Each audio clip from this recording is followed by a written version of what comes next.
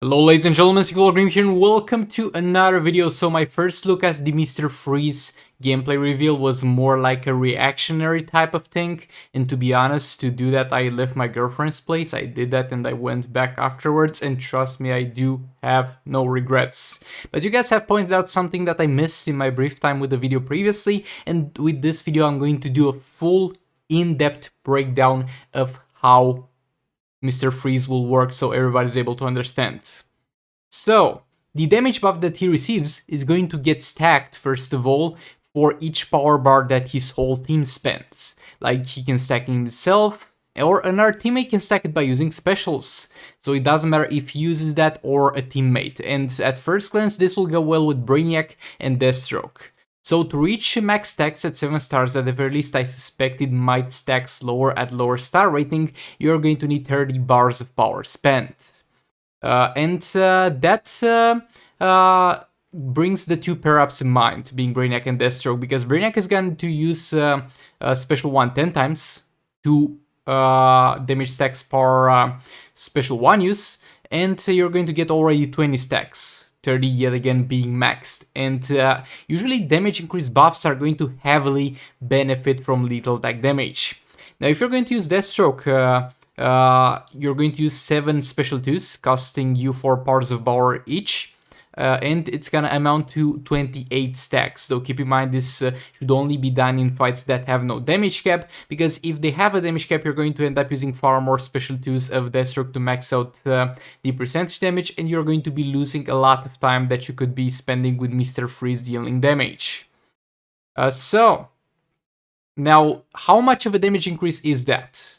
From what you guys told me in the comments, and by looking at the video and trying to compare the damage on basic attack hits, it should be somewhere around 1000% damage increase at max stacks. And yeah, well, that might sound amazing, something that I failed to notice in how this whole thing comes around and how it works.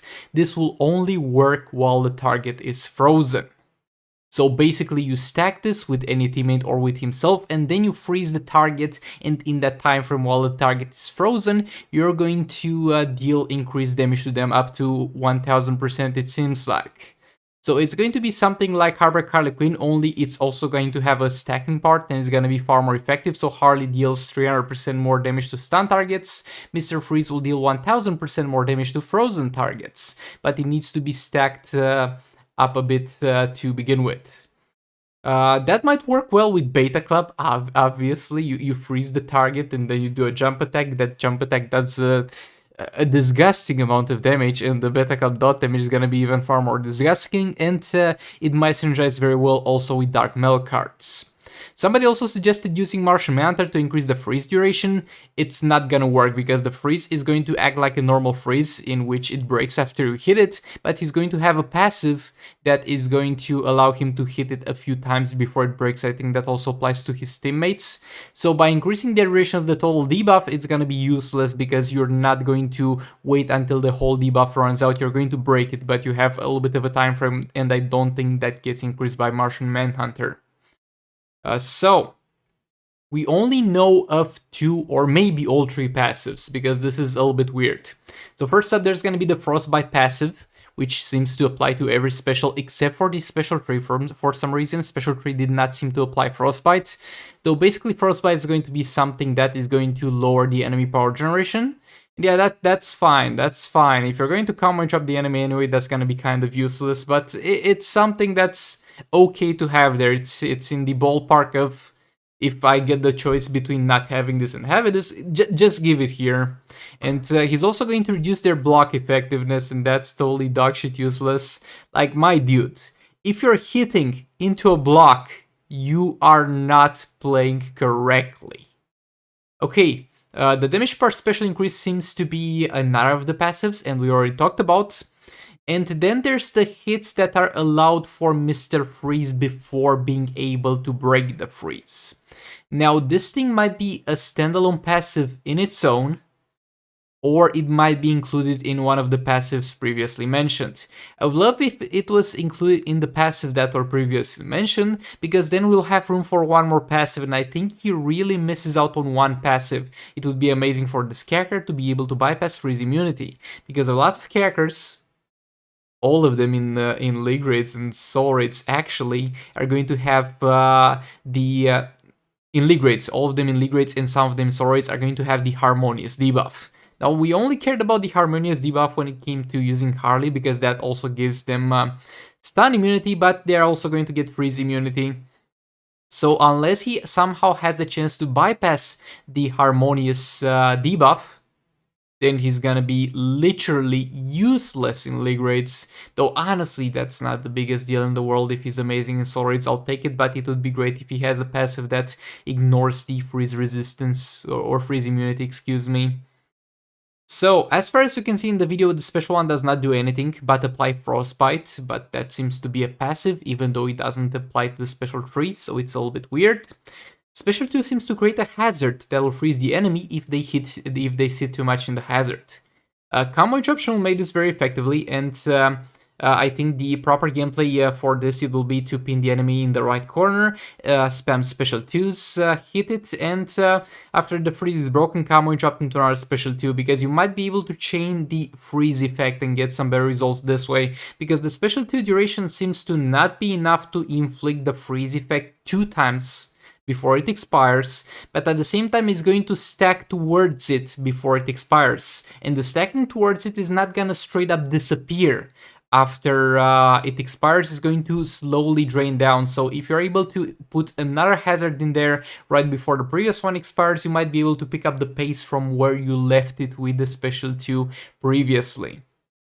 So yeah, you're most likely gonna corner camp in the right corner, combo interrupt him, and have the best and most optimal gameplay over there. An interesting thing to look forward to is that if he's going to have a synergy with John Stewart Green Lantern, because John Stewart Green Lantern is going to increase the hazard effectiveness, so it would be cool if by putting John Stewart Green Lantern in the team with him, you'll get the freezing done faster or something like that. Though I kinda doubt it, because they very rarely backtrack and try to also work around synergies with old character passives. Like for example, Martial Mantra increases the duration of debuffs, but that does not work for Beta Club, even though it's a debuff that's inflicted, so that's unlikely, but would be very interesting to see if that was to happen. Special 3 will give you a Reflective Shield, which will be useless outside the Arena and Champions Arena. It doesn't seem to have anything oriented towards Radiant Soul Rates, though if it is as effective as the Collector Word Super Reflective Shield, you might make use of it to block Super Move and take no damage in Soul Rates if needed, though we do not know how effective that is yet. Actually, I could have tried to guess by looking at the video, but honestly, I'm not gonna backtrack for that thing, because it's not gonna be a major thing. And the last thing that is to note, since it's going to have percentage damage increase, not percentage health reduction, this is going to be a character that you really need gears on, because it works on a very simple principle. The more damage you're going to be able to do without the damage buff being active, the more damage you're going to do as the damage buff is active.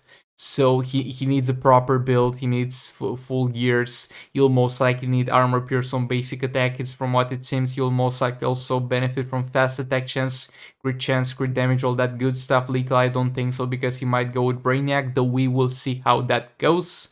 But yeah, he is going to need gears. He's not gonna do much without gears. Gonna be in the same ballpark of Black Manta. Black Manta is kind of worthless without gears. And yeah, that was it in terms of what I was able to dig by doing a deep dive into this video and following some of your guys' advice in the comments. So thank you so much for helping me out. I'm very glad that after the first video, which was, as I said, more reactionary, a lot of people were trying to explain to me, like a little stupid kid, they'll try to explain, say, well, this is the way it works, but they were not aggressive towards, like, dumb idiot, just look at the damn video, which is kind of deserved, but still, as I said, no regrets. But thank you so much for watching. If you enjoyed the video, please do like, comment, and subscribe. It helps out a ton. And all that being said, I'll hopefully see you on the next one. Goodbye. This is the future.